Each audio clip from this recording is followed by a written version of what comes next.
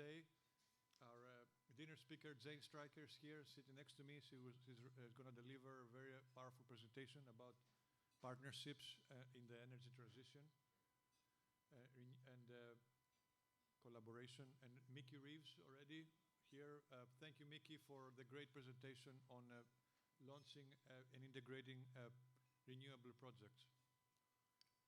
And both of them have agreed actually to share that information with the public, even those who are not members, because they can see it on our channel. So many of you who have seen our newsletter, we did not have an announced speaker for November, but we did confirm it now. It's Zoe Baldwin. Oops, sorry. There's a loop. From Shell, General Manager of Products, Chemical Products. I'm very excited to have her as one of my ex-colleagues. And of course, Bill Poe from Schneider Electric, that Yasmin McCall has invited to give us the workshop. But the most exciting event of this month is not this one. You know that, right?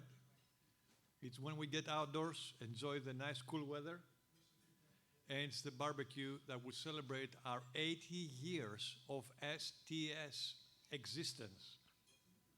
How about a big applause for that one?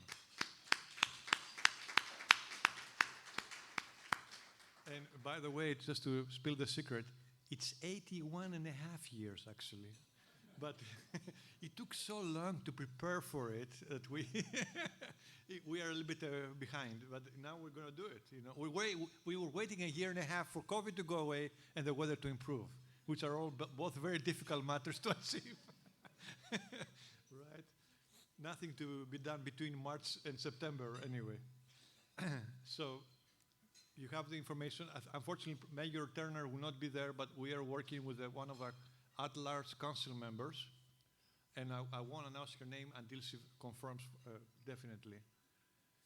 Another great event that's coming to the area, it's the ChemISO, which will be jointly sponsored by our South Texas section, and will be essentially a joint Southwest Process Technology Conference and ChemISO together. So make your arrangements, because you never get such a nice deal as before. Actually, now the early registration date has been extended to October 15th, so you have still one more week to register for $200. And actually, it's not even $100, it's $180, because you're going to get 10% off for negotiations that I did very painfully with ChemISO to give us that rate. So 10% off for you guys. Either way, whenever you register, even later on, use that code here. But certainly, we're expecting 1,000 to 2,000 people to be there. Great opportunity to network with vendors, suppliers, advisors, and consultants, and operators at the same time, academics, and potential recruits. Now, I'm going to make the announcement that we're not going to have a holiday social this year, just to slim down the schedule. Since we're doing a barbecue, we're also doing a networking mixer at the SPTC, so we're going to really allow you to enjoy other parties. I know you get probably 20 or more invitations every Christmas, so I'm going to lower your social schedule. Dale is here, and he's going to tell us he's bringing the PE preparation course to Houston again this year. Let's have a big applause. And you can talk about it. So thank you, Andreas. No, this is fine. I just wanted to let everybody know that we have lined up all the instructors again for the PE review course for this spring, and we'll be offering it starting in late January at the University of Houston. And we have a registration site that's already set up by Andreas. And pretty soon we'll have a flyer come out from national as well as from the local section about the course, so that you can sign up on the website. And we look forward to having more of you there. I know we have several past students here tonight. They can tell you what it's like taking the course and how well the preparation works. raise your hand if you've taken the course or you've been in the course. And we have several PEs because they've done well after taking the course. So we're welcome to have, and just let everybody know that we are offering it again. And that when you get the announcement in your email, please forward it to anybody that you think would benefit from being part of the class. So thank you, Andres. Thank you, Dale. And by the way, by being a member of ASCHC and the South Texas section, you can get $250 off, a very competitive rate already. I'm going to mention again, we have already a very driven committee. I'm not going to repeat our goals, but if any one of you is interested to become a mentor or a mentee, let me know or one of our board members. We see them all here. And we have some volunteer positions. If you're, especially in event planning, we're desperately in need. It takes a lot of talent, a lot of hard work, a lot of experience that neither Bill or I have. So we need someone else to do it. Okay? Please come forward. And this way, we're coming to the awards. And I'm going to introduce now our awards chair, Tom Mean, who is a fixture and a legend in the South Texas section community. And I'm going to say a couple of words, not because he's departing or anything, or he's not stopping, but I want to say he has been so diligent since 1989. I cannot even count how many years that is. I need more hands and toes and everything, or I get my calculator. But it's essentially 34 years if you count it. He finally said, I need to pass on the baton. And I'm so pleased actually for Tom asking that himself and nominating someone as capable as Mickey Reeves. Mickey, can you please stand? And he's going to be the new chair of awards in 2024 with Tom on his side to guide him along the way. So that's proper, they call it transition. Yes? That's how we do it. We don't just disappear and into the twilight. Yes, he's going to correct you a lot of times, but don't take it personally. So Tom is going to tell us about the Best Paper Awards and for the Distinguished Service Award. And Bill will be here. Bill Shaw, actually, let's give an applause for Bill Shaw, our chair-elect, who will be on this podium next year. And he has taken over the lead to hand over the plaques to the recipients. So, Tom, do you want to come here, or you want me to give you the microphone? Okay, good. Excellent. So,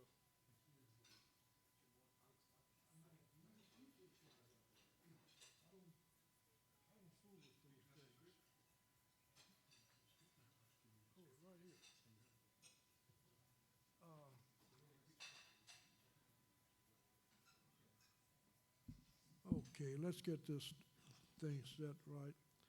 I'm going to talk about the best 22 best papers. A total of 12 papers were submitted. 2 were rejected because the papers were conference proceedings. Didn't make somebody happy, but that's the way we do things.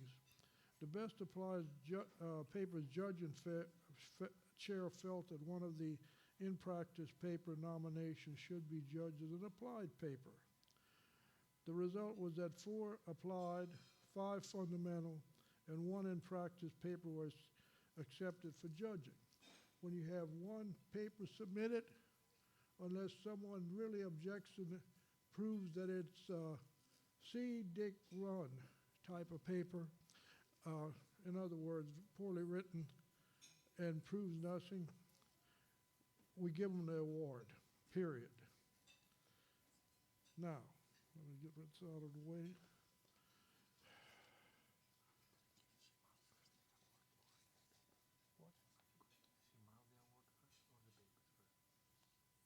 Let's do the papers first.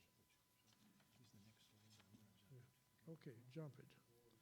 Okay, let me get rid of my cane. The applied and best paper judging teams were applied and fundamental were Harsh Agarwal and Matthew Christensen, who's the past chair.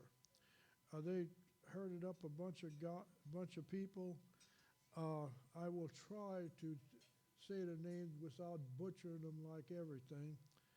Azhar Ali, Kristen Bruce, Jingyo Chi, Doga Derham, Martin Gomez Osorio, Byron Haynes, Sandeep Kumar Jain,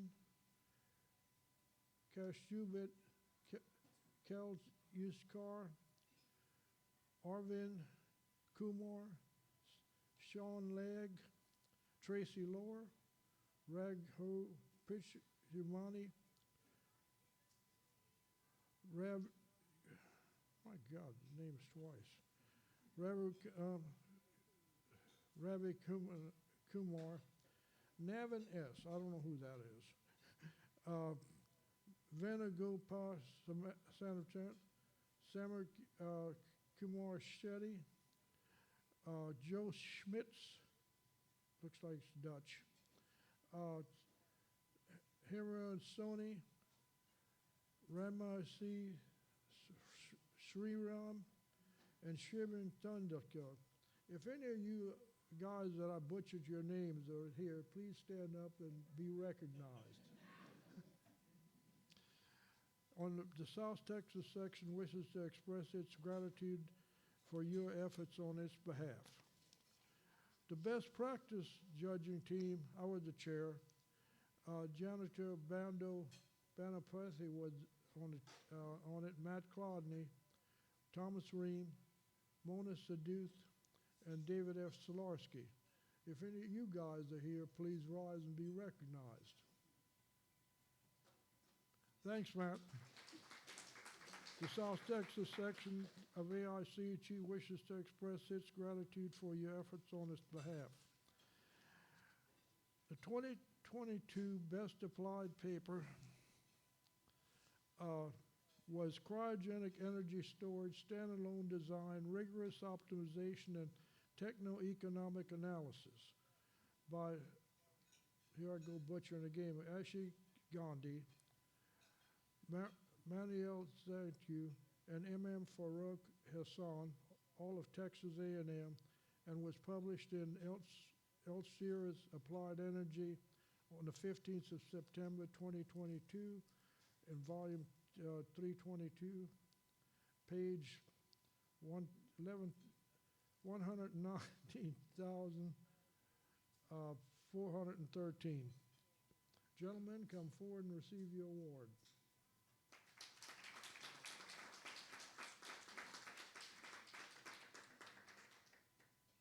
Right there. Give them both of them.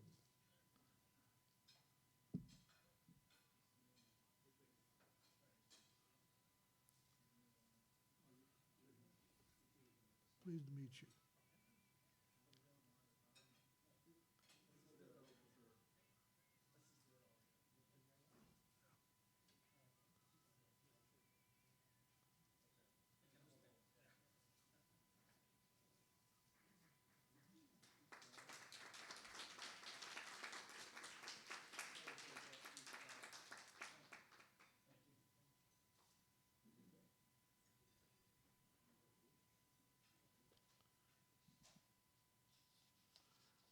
The best fundamental paper was Thermal Stability of Metal Organic Frameworks, MOFs, Concept, Determination, and Model Prediction using Computational Chemistry and Machine Learning by Harold U. Escobar Hernandez, Lisa M. Perez, Ping Fang Hu, Fernando A. Soto, Maria Papadaki, Hong Kao Cheng, and Quinn Seng Wang, which was published in ACS Industrial Engineering and Chemistry Research, April 21st, 2022, volume 61, pages 5,853, 5,862. Gentlemen, come forward and receive your award. You got a lot to carry back.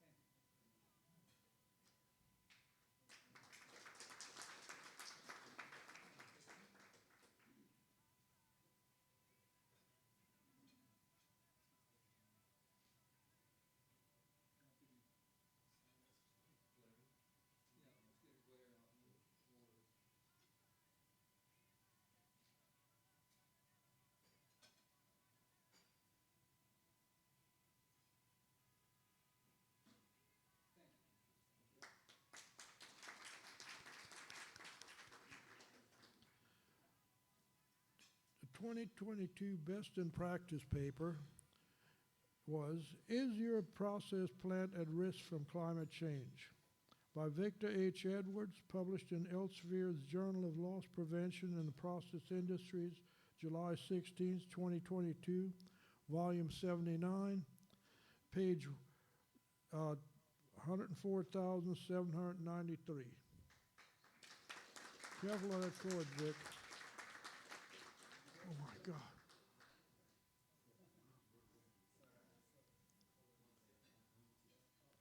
Oh my God.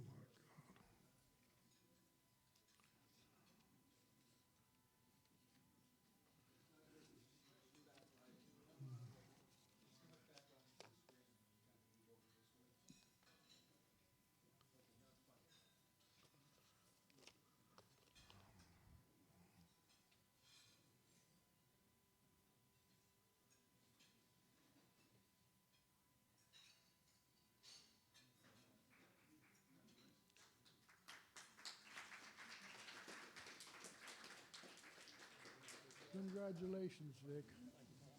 Hey, pick up your box.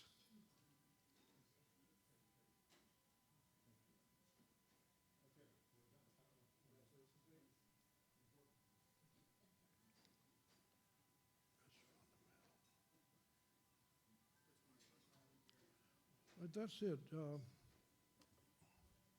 Oh, you want me to do it? Okay.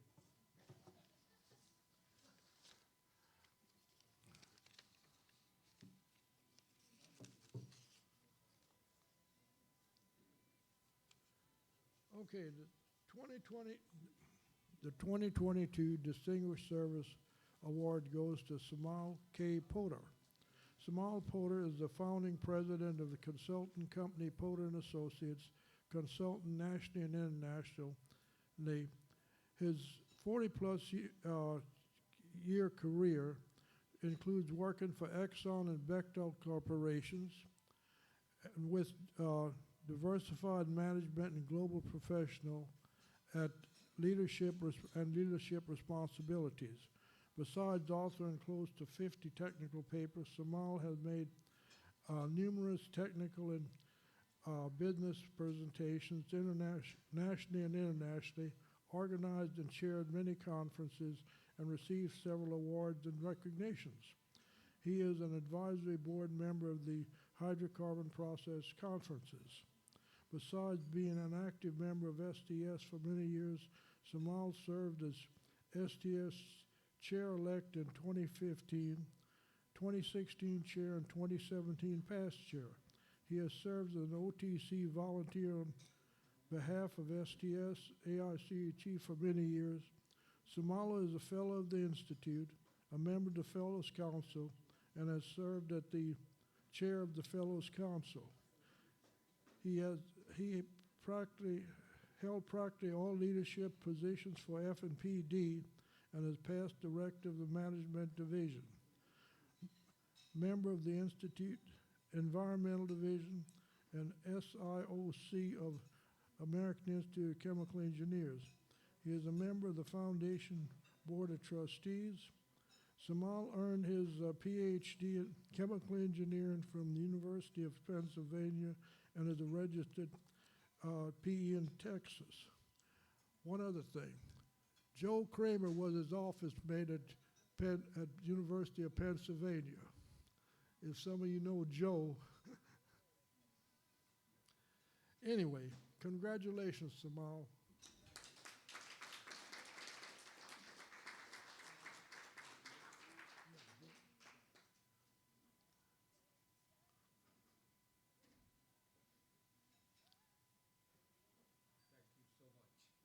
Appreciate it. You got my resume so much I don't know myself. Okay, over there, Samal. That's where we take the pictures. Over there.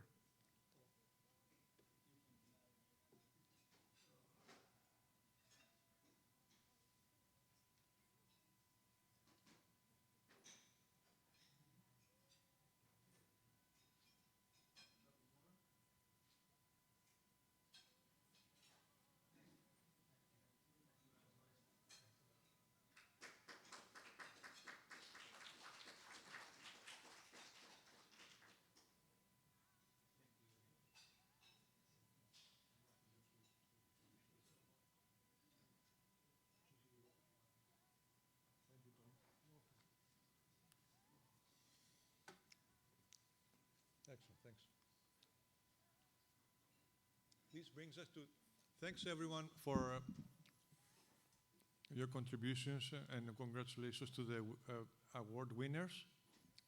This is one of the missions of and the purpose of the South Texas section, to recognize research, to provide career guidance, to educate people. And all these papers and the distinctions and the committees that our CIMAL did are promoting the education and the awareness of the profession. Now I'm going to bring us to our speaker, which is coming here. I'm very pleased to present Jane Stricker as our keynote speaker. And I was very impressed the first time I met her, about a year ago. It was actually almost at the beginning of October 2022. She gave a presentation at the Southwest Process Technology Conference. And she talked about my favorite subject, ethics, professional engineering ethics, which actually will be covered in a whole afternoon on November 30th at the Chemie Show. And Alan Rossiter, please raise your hand.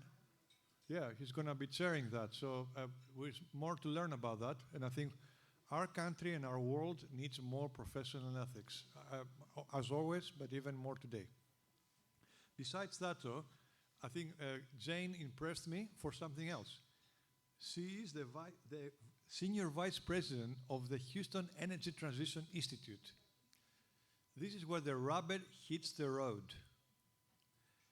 Where do you get the energy transition in our community? In this kind of multi-stakeholder organizations that she's going to talk to us about, bringing together industry, government, academia, community groups, and experts. So right now, the initiative is accelerating global solutions for a low-carbon future. But before that, she actually accumulated a very distinguished career with British Petroleum, BP, of over 20 years in a variety of roles. But I like her last role, which is actually a very fancy, nice name, Senior Relationship Manager of Regions, Cities, and Solutions, which I think every company should have one, right? Because sometimes they work in vacuum, or they assign someone who's really lower level to try to take care of all this high level stakeholder management, right? So I'm glad you were having a very high senior relationship manager position there. And of course, she's also involved with professional activities like being the faculty member of the University of Houston's Center for Carbon Management in Energy. So you may know Alan already, of course, because he's involved with that too, and Joe Powell, my friend, and everything. And of course, advisory member in other councils and everything. And without further ado, let's get Jane on the podium and let her start her presentation, which you see here. Now I have to put your slideshow on. Here we are. And the last thing I need to do is share my screen.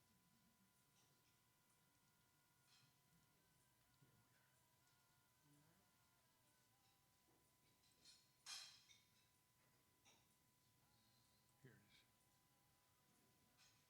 Good. Okay. Oops. Okay. So here's your remote.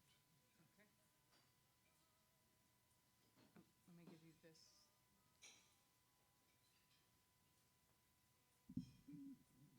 Thank you. Short people problems.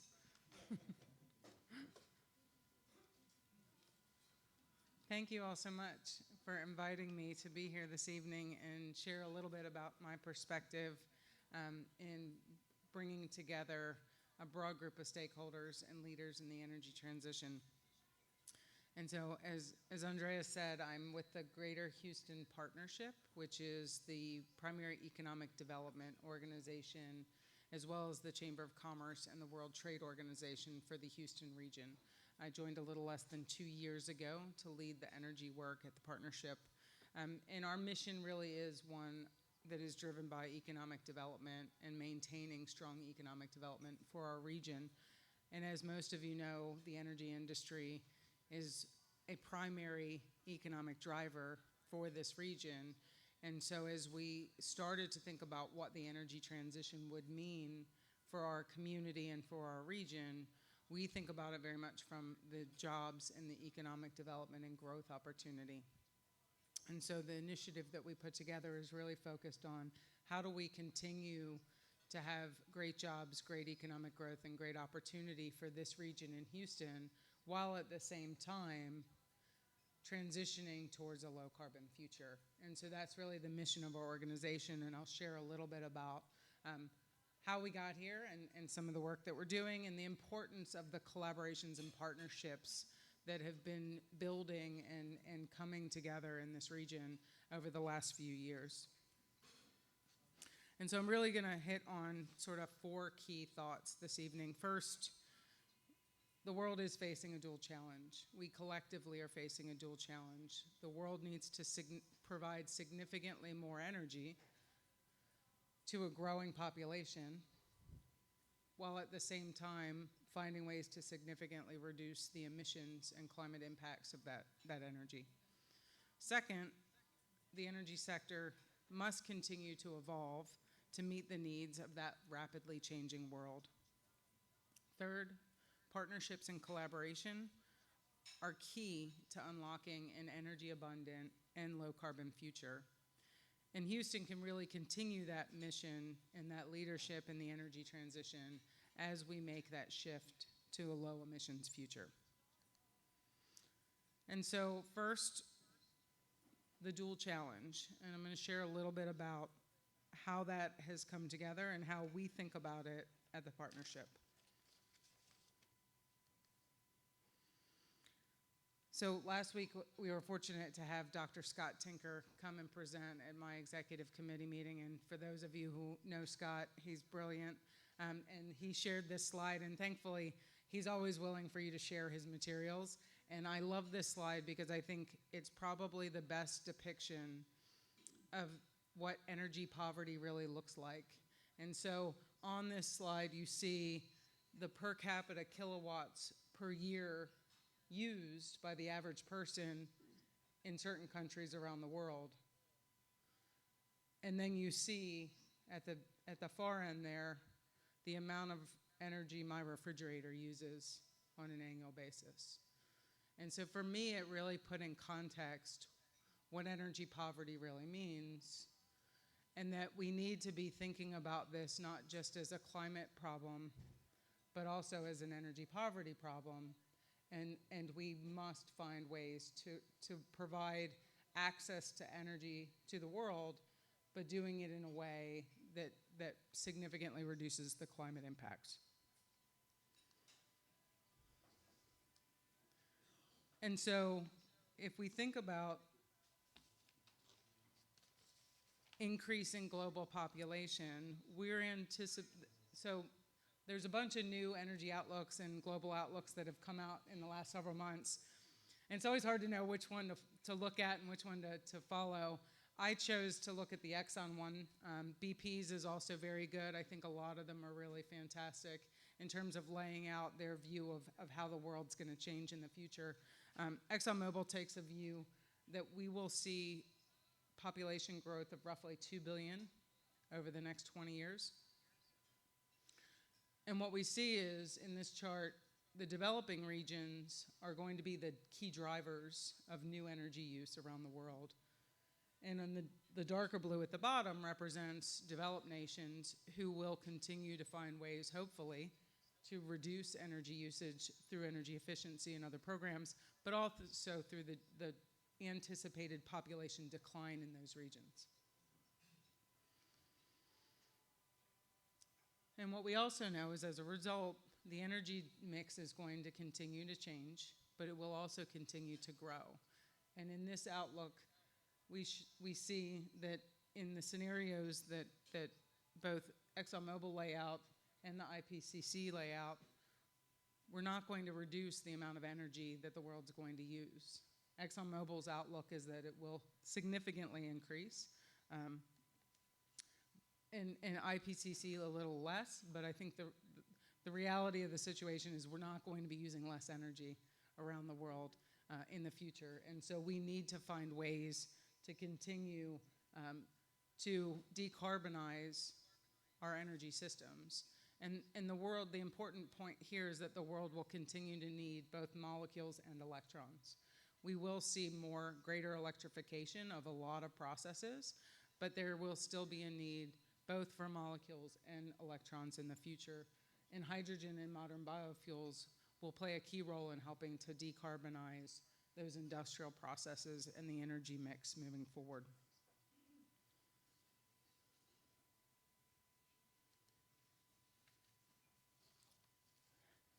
And so as a result, we know that emissions will decline. There's a lot of technology that's already available. There are a lot of energy efficiency programs. There are a lot of things underway that will allow us to reduce emissions, but it's not enough. And I think this really highlights that the reality is the technologies that we will need to be able to make substantial impacts to reduce carbon emissions, in many cases, haven't been developed yet, or haven't been developed in a way that they can be scaled at the level that's needed to really create impact. And so further innovation will be necessary in the development of new technologies and the deployment of these new technologies to achieve our decarbonization goals for the long term. I think we hear a lot about electrification and the role of electrification in solving our climate challenge, but electrification is really only part of the solution. We have to continue to find other technologies and other ways to decarbonize our energy mix for the long term. And so second point, we have to continue to evolve. The world is changing rapidly. If I think about where Houston and the world were 2 years ago when we launched this initiative at the Greater Houston Partnership, lots of net zero commitments by a lot of companies, a lot of optimism around being able to tackle this challenge and really get after emissions and solve the dual challenge. And what we've seen over the last 18 months is a war in Ukraine, limited availability of energy supplies, and suddenly a lot of companies starting to sort of step back a little bit from those net zero commitments and say, this is all going to be a little bit harder than we thought it was going to be. There was a lot of putting some ideas out and being optimistic about how we get there. But I think over the last 18 months, companies, governments, and others are starting to realize that it is a complicated situation. There are unintended consequences. We have to look at the big picture, and we have to be thoughtful about the way in which this all happens. And at the same time, we've seen a lot of new government programs, funding, tax programs, the IRA, the infrastructure bill, all of these things that are also at the same time spurring new activity and new growth in the energy transition.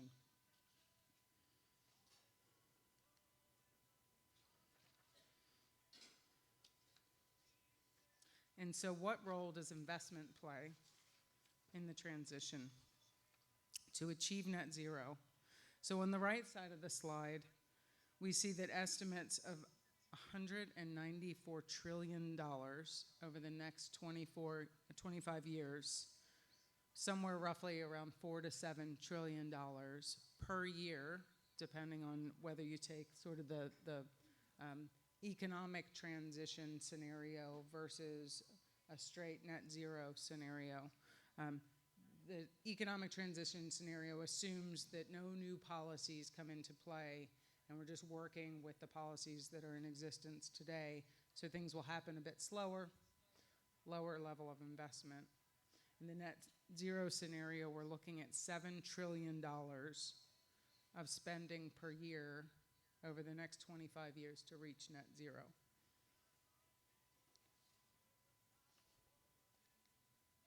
So then where are we today? So it's a bit of a good news, bad news situation. I think on the good news side, both of these charts show, and these charts are designed to show the level of venture capital investment in early stage startups, as well as in growth stage startups. And so what we've seen is over the last 20 years, significant increase in the level of investment, venture investment into new technologies. A lot of interest, a lot of excitement, and a lot of investment into developing new solutions for the energy transition, clean technologies to address climate change. But that's roughly 24 billion in 2023, and compare that to 4 to 7 trillion. It's a pretty big difference. Now, if you add in investment in energy more broadly, for the last 5 or 10 years, it's been roughly $2 trillion a year. And in 2022, about half of that was spent on new energy technologies and clean energy versus traditional energy. But we're still talking about the entire energy system today at a $2 trillion a year investment versus needing to be somewhere between $4 and $7 trillion for us to achieve our net zero goals.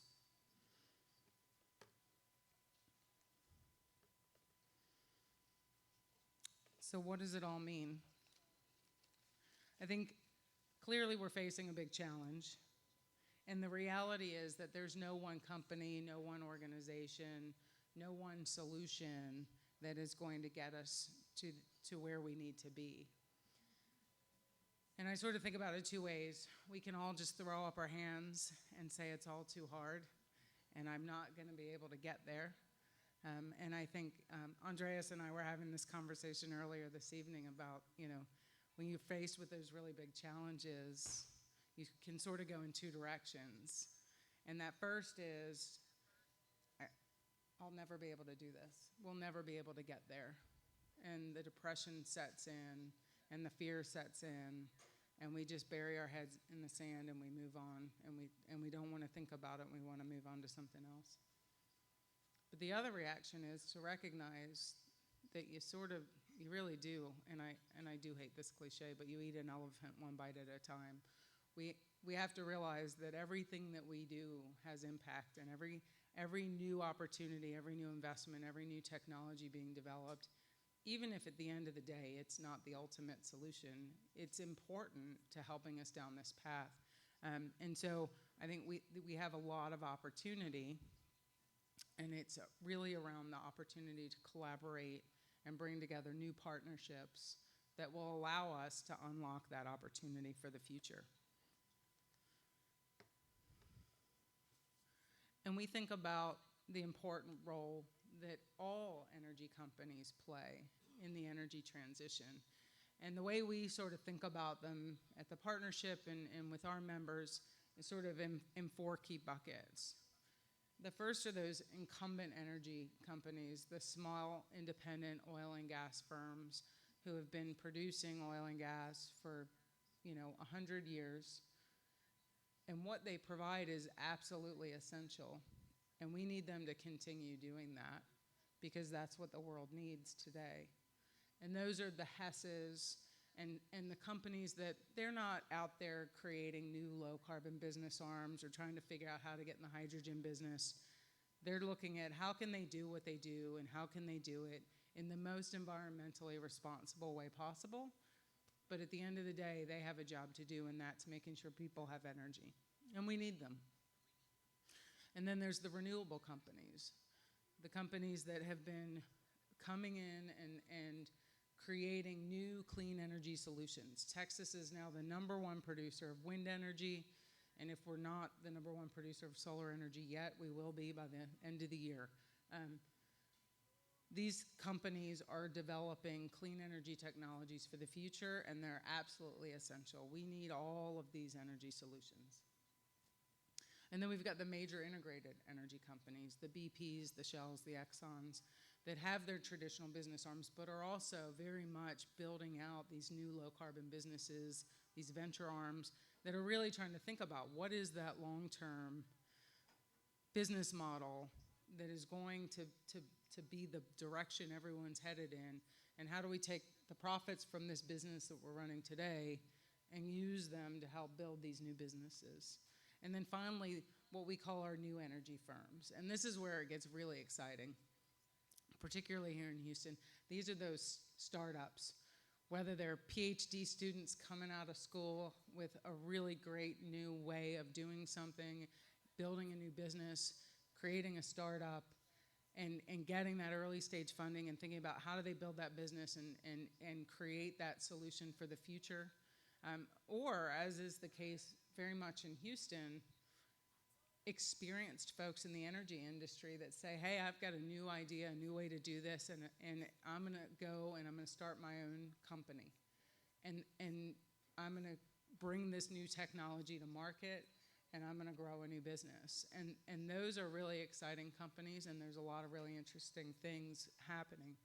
But it's the collaboration across all of those different types of companies that are critical to us being successful in the transition. And so when we think about it, it's not just the energy companies. It's also the digital technology companies and the universities and the academic programs, supply chain companies, the government agencies and the non-governmental, the environmental organizations. It's the balance of all of these that will really help us drive the transition forward. We have to have each piece in this ecosystem because it impacts communities, and it will be driven by investors and governments and customers and consumers. And so seeing the whole picture and how each of these pieces work together, whether it's cross-industry joint ventures, developing workforce programs for the future of our energy industry, identifying funding opportunities through some of the government programs that are available, working with the city as they develop their regional climate action plan, which was my role, my last role at BP, was really partnering with the city of Houston on their climate action plan to see how could we as an energy company help them implement that and solve some of those big challenges. But it really is collaboration across all of those segments. And I would argue that Houston is where that's happening in a way that it's not happening in other parts of the country and other parts of the world. In many other parts of the world, this industry is seen as the problem that needs to be solved and not a part of the solution that we need to collectively develop. If I think about places like Chicago or some of the cities in California, they're very much pushing industry out of the conversation as if we didn't build all the infrastructure that's here today. At the end of the day, it's our assets, our talent, our people, our capabilities that will allow us to really integrate new energy systems in. And so that's why we believe Houston can continue to play that leadership role in energy as we move through the transition to a low emissions future. And I think it's important when we talk about energy transition here in Houston, it is very much an all of the above energy transition solution. We don't talk about a transition away from any particular energy source or fuel source. We talk about needing everything in the toolbox and transitioning away from the emissions and away from the climate impacts of those fuels, not cutting out certain parts of our industry. It's not our role to figure out who the winners and losers are. It's our role to create an environment that allows every energy solution to have the potential to be successful. And so the Houston Energy Transition Initiative that I lead at the partnership, our vision is really about leveraging Houston's energy leadership across all sectors, across academia, across industry, to really accelerate global solutions for the energy transition In the same way that Houston has been the global hub for energy production and distribution, we see Houston as continuing to lead the way to a clean energy, low carbon energy future. And in that, it's around sustainable, long-term, equitable economic growth for the region. So thinking very much about what does that transition mean, not only to the companies that are here, but to the communities that are here. How do we make more of those jobs accessible and available to folks in communities across this region who maybe haven't had the opportunity to engage in this energy industry previously? And so really focused on how we can leverage our leadership and this transition to create a great economic future for the Houston region. And so the way we've structured our initiative is really, we've got a steering committee that's led by Bobby Tudor, former chair of Tudor, Pickering, and Holt, Scott Nyquist from McKinsey, and Eric Mullins, who runs Lime Rock Resources, an energy investment firm. And we bring together a group of companies to really think about what are the key areas that we need to be focused on, where are the real opportunities for Houston to lead. And so we've created these working groups and initiatives that really leverage the strengths that we have as an industry here in Houston, focused on things like carbon capture, use, and storage. Houston can and should be the hub for that technology development. We have 85% of the nation's CO2 pipelines already. We have some of the best geology in the world to store carbon dioxide underground. And we have a lot of great opportunities to take that CO2 and create valuable uses for it. Clean hydrogen. Houston is already the hub of hydrogen. We have 90% of the world's hydrogen production and distribution pipelines. We've got access to ports. We've got a lot of heavy industry. And there's a huge opportunity for us to leverage here to drive a clean hydrogen economy. Industrial decarbonization. The good news, bad news with Houston is that we have this really great industrial base, but it is also a huge emissions base. And so how do we think about all of the different pathways to decarbonizing our industrial activity so that we can continue to have a really great manufacturing base here in the region? And then power management. All of this energy transition activity, whether we're talking about electric mobility or new wind projects or putting carbon capture on existing facilities, all of that is going to require more energy than we're using today. How do we think about the grid and its resiliency and being very deliberate about how all of these new transition solutions get integrated into our grid? And then we've got several cross-cutting initiatives that look at capital formation. How do we position Houston to get more of that capital flowing into the companies that are here that are developing solutions for the future? How do we think about equity and communicating and engaging our communities? We're working right now on building a framework for effective community engagement so that our industry members can bridge the gap between corporate climate action and their climate plans, and what does that really mean to the communities where they're operating, and how do they have that conversation more effectively? Thinking very specifically about workforce and talent. This is an area I get a little bit wound up about because I think we create a lot of angst in the industry today that all of a sudden all these jobs that exist in the energy industry are going to go away and be replaced with completely new jobs that are completely different from the jobs of today. When the reality is, A, it's not going to be a linear transition. We're not going to shut one thing down and turn another thing on. And B, so many of the skills and capabilities that support our energy industry today will support our energy industry tomorrow. Engineers are engineers. And whether they're working on an offshore platform or developing technologies for new clean energy programs, it's still a core skill set that we will continue to need. But what we need to do is get young people interested and excited about working in this industry.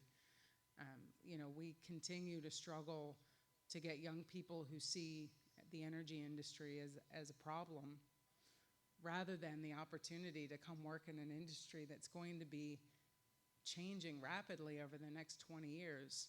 And they would get to be a part of that. And so a big part of our work is really how do we get those young people to think about this energy industry differently than they think about it today. And then finally, technology and innovation. Over the last 2 years, Houston has truly become an amazing hub of energy innovation. And what's really interesting is while most of that innovation in other parts of the country is coming straight out of universities like MIT and Stanford and others, and to a certain extent here in Houston out of Rice and U of H and UT and Texas A&M. But what we found is here in Houston, a lot more of that innovation is coming from experienced energy leaders who see a new way to do something. And so we've got this interesting balance of folks here in Houston creating new businesses, developing new technologies that fully understand how today's energy system is wired and works, and can think very much about how do you plug something into that system. And so there's a lot of really exciting things happening there. And then just to give a little bit of context on who our members are, the top level executive members are really the ones that provide the funding and support for the work that we do. And we very much think of it in terms of what all of these members need for us to do to help them move forward in the transition. But more importantly, they want us to focus on what Houston needs. So even some of those companies don't even have operations in the Houston region, but they recognize the importance of Houston maintaining that leadership and our ability to continue to bring really great, smart, capable people here to work in our industry. And then I just wanted to share just a few examples of some of the partnerships that have been announced and developed over the last year that I think are really interesting and maybe wouldn't be ones that you would necessarily expect to see. But United Airlines just committed to purchasing 500 million gallons of sustainable aviation fuel from a little tiny company here in Houston called Semvita, who is using synthetic biology to create a molecule or a microbe that can eat carbon dioxide. He came out of the energy industry. His sister was doing gene therapy work in the medical industry. And together, the partnership of biology and energy have created a business to develop sustainable aviation fuel. Whether it's the carbon capture projects that are happening with Bayou Bend, the Houston CCS Alliance, or the Dow X Energy small nuclear reactor project planned for Seadrift, all of these really represent just the breadth of opportunity. When I say all of the above energy, we mean all of the above energy in Houston. I think there's really, really exciting things happening here and really interesting partnerships that will allow us to do more together than any one company would be able to do alone. And then finally, just to share how interesting this ecosystem is, Houston has nearly 5,000 energy firms in all parts of the value chain doing all sorts of different things. But we also now have over 220 clean tech, climate tech startups that are based here in Houston that are getting funding, that are working with our big energy companies to develop solutions. They're coming out of our universities, and we've got a great set of incubators and accelerators who are really designed to help take a PhD student with a great idea and also teach them how to go run a business and turn it into a business. And I think that's a key element to the success for this. We need to get more of that great research out of our universities and into the hands of entrepreneurs who can develop a new solution. And so while 20 years ago we may have thought our students, really come here to go to school and go work for the BPs and the Shells and the Exxons and be petroleum engineers, now we want to train them to be entrepreneurs and create their own businesses and really learn how to not only develop great technology, but to create the 5,000 new businesses that will drive our energy industry forward in the future.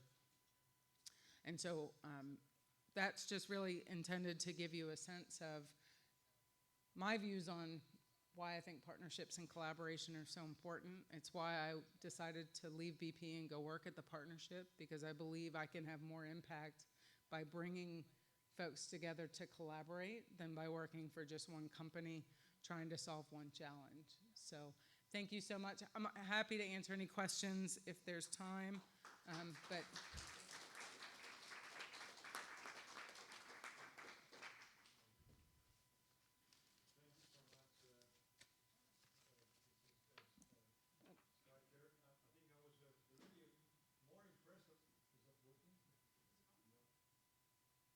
Now it's working. It is. So, thank you, Jane Stricker, for this beautiful presentation and the very positive and encouraging message, actually, that one of our friends actually said, Houston can and knows how to do the energy transition much better than anyone else in the world. So we need to tap into that. So let's open the floor for questions. And I'm going to come to you and give you the microphone so that also our online attendees can hear it well. Thank you, Hugh Kaiser. Everybody's been talking about all of the above for energy, but I don't know, or I've not heard of any active permitting for nuclear power plants. What about nuclear? I mean, this is something that's very important, and it doesn't seem to be getting the attention of all these other new forms of energy carrier, for carrying energy. yeah, absolutely.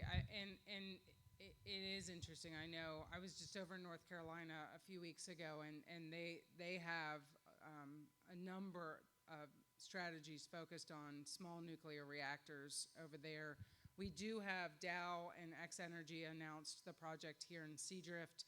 I know they're still in early stages of that development, but I also know that they're in talks. I don't know what the status of permitting is for that project specifically, but I do know that the DOE has put a lot of additional funding in place to support the development of the small nuclear reactors, and X-Energy is one of the companies that's been funded by that. So it's clearly in line with the current U.S. energy strategy, but much like Class 6 permits for sequestration, getting a permit for anything right now is incredibly challenging. And so, whether even if the money's there and even if the technology is ready to go, even if it's a renewable energy project right now, getting permits for anything is the Achilles heel to all of us in this energy transition. So we're working very closely with our policy organization to continue to try to push on the need to get permits.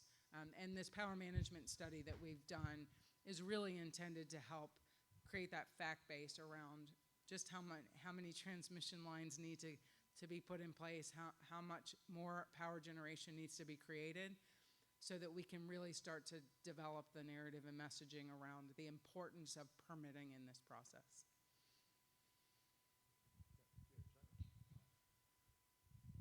Thank you.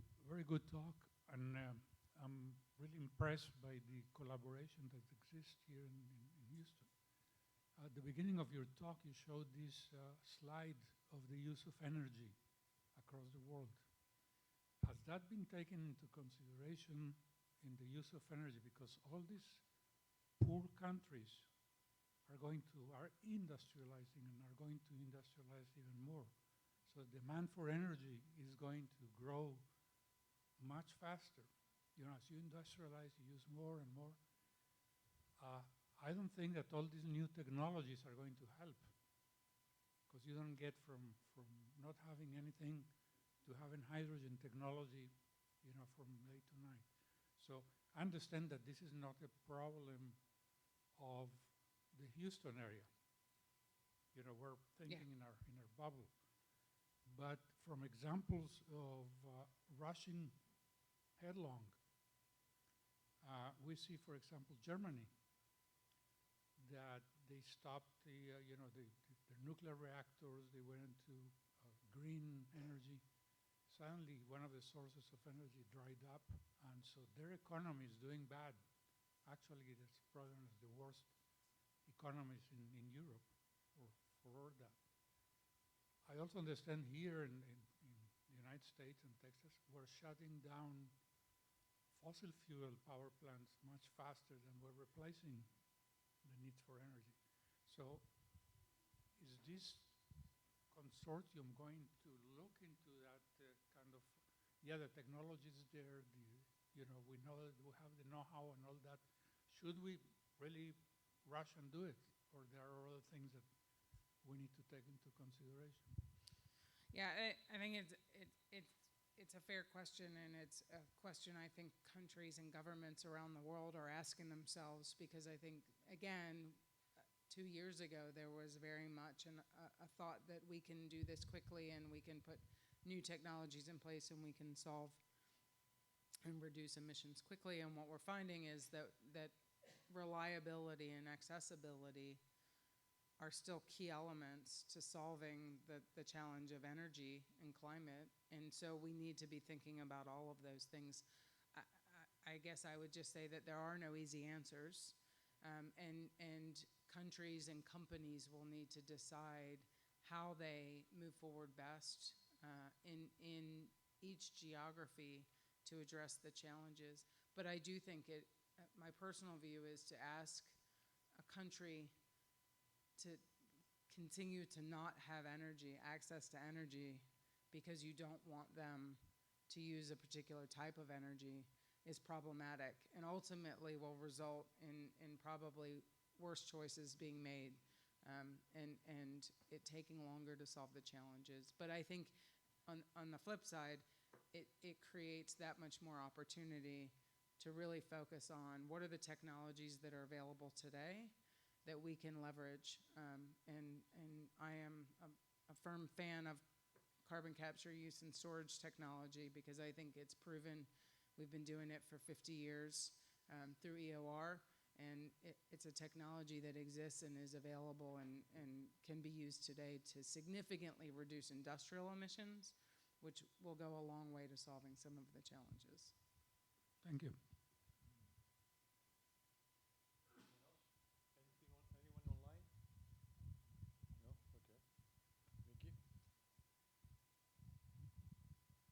I'm Mickey Reeves. Thanks for the good presentation. Where's the money coming from? You know, you're talking numbers, order of magnitude of maybe, what, U.S. federal budget every year? Yeah. So where's the money come from? Because I know we work a lot with developers, and that's always the big thing. Where's the money coming from? It absolutely is a big thing, and even with the amount of money that the government's, I mean, the reality is, and we were having this conversation, whether it's the government's money or the industry's money or venture capital money or PE, it's all our money. I mean, sooner or later we all pay for it, right. And I think that's, again, the reality of the conversation that we need to continue to discuss openly is this isn't going to be inexpensive, and ultimately choices need to be made. And if we believe this is important to do, you got to find the money for it. But and I will say, over the last 12 months, the capital markets have gotten even tighter than they were, in previous years. But hard tech is expensive, and it will cost big dollars to do these things. And after all, when some disaster happens due to climate change, guess who's paying again? We pay. So at the end of the day, we all pay the same. I have a similar question. Where do we get the $24 trillion from? If somebody can tell me which tree out there is on, I'd like to go pick some and maybe give a few to that little Ethiopian guy who is using 1/60th of your fridge. It's amazing. And will that person ever get any of the $24 trillion? Right, and that's the challenge, because if their choice is to use expensive new technology, or China goes in and builds a coal plant that's significantly cheaper, that's where the dilemma comes in, right?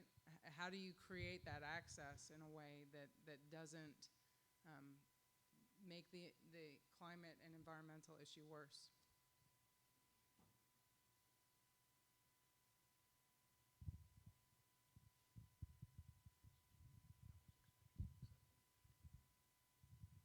Thank you for your insights, Jane. I had a question regarding your comment on excitement for the next generation in the energy industry.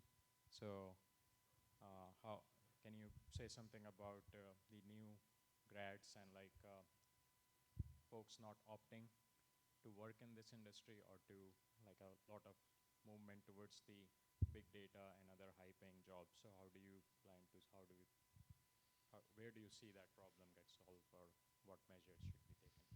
Yeah, I think we actually need to solve it way back in the much earlier in the education cycle. I think this generation, the generation of young people that are starting college right now, have grown up hearing nothing but, we have a climate problem, it's the fossil fuel industry's fault, they are to blame, we need to shut it down and just create an entirely new energy system.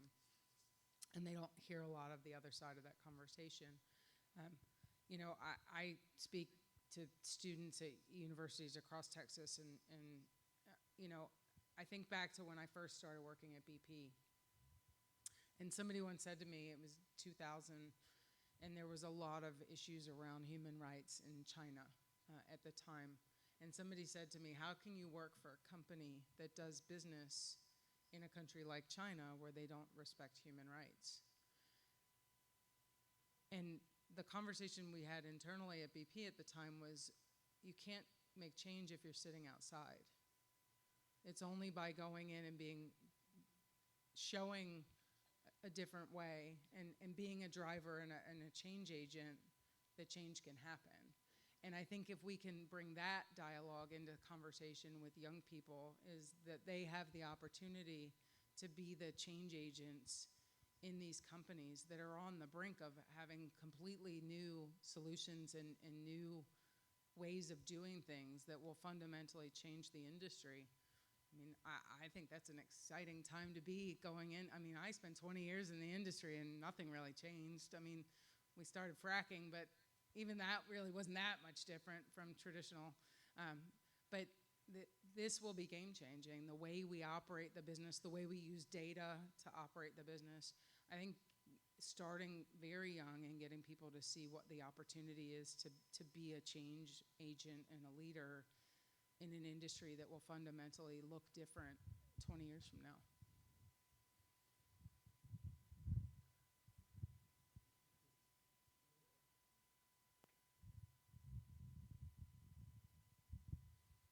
I think that you're right, and this is one of the questions that I was going to ask. Education. Is this consortium going to dedicate some resources for education, not only to go into universities and get more education there, but to educate the public? Because there are lots of wrong expectations in there that in the public. So that needs to be published in the newspapers and other places. Yeah. Have a more realistic view than what's currently. Yeah, for sure. So we do have a marketing and communications team where in a lot of cases, we as an industry coalition or as an organization like the Greater Houston Partnership can often get up and say something that any one company couldn't necessarily get up and say comfortably. And so I think we do have the opportunity, and we do have a moment in this time to try to drive a new conversation and really push that forward. And that is key in our agenda, is how do we really get people to understand how complex this issue is, and that it's not binary, it's not right and wrong, it's not good and bad, it's there's trade-offs with every single one of these decisions, and we have to find the balance in all of it. But that is a key part of the conversation. Okay. I want to add a couple of comments, or maybe concluding the presentation, because we're out of time. First of all, what we're doing today, we're also educating the public. Certainly within ourselves, but also we're ambassadors to the outside world. One example is what Matt Kalodny and Erin Green Kolako and a few other people I may not remember right away went to Rice University last Saturday, just a few days ago, to attend their Rice University's Reach for the Stars initiative, which inspiring young high school children to reach their dreams on science, math, and engineering, STEM, essentially. Right? So that's thanks to Matt and Erin, whoever you're Erin. Second thing is, in 2 days, one of our very esteemed members, Tom Ream, and his colleagues are organizing a climate solutions symposium.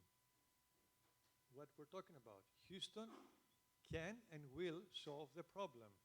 Come to University of Houston at 1 p.m.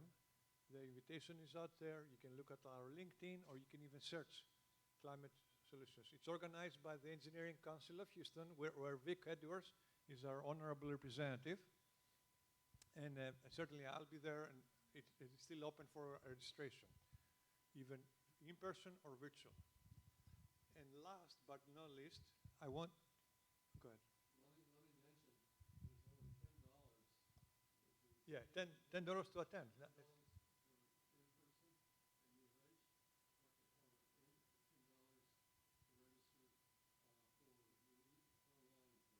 Right. Certainly. So I encourage all of you. And finally, I would like to acknowledge our board and volunteers, which I forgot because we were going through fast on time.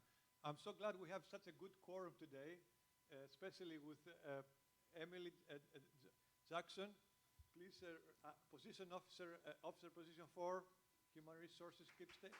Yeah. Sarah Olmedo, treasurer. Yeah. Yasmin McCall, she just left for the night, but she organized the workshop you saw here earlier. Position number 1, education. Nitish Mittal, position number 3, communications. And we are really sharp on communications, I have to say. We're almost about to get into Instagram, I have to say, you know. And just stop for a second on Nitish. Nitish has a very big distinction, which is going to be publicized further and further in the weeks. But I give you an early lead. Nitish was selected by the National ASHE among the 35 under the 35 award.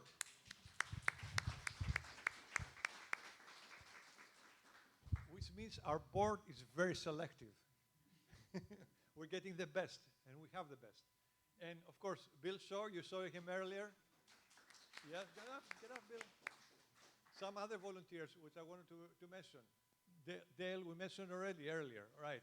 Matt Kalodny, please rise. Tom Mean, please stand. Vic Edwards, Trevor Rice, Carol Smith, and David Stodgen, which he's back there. David, Alan Rossiter, and Mickey Reeves.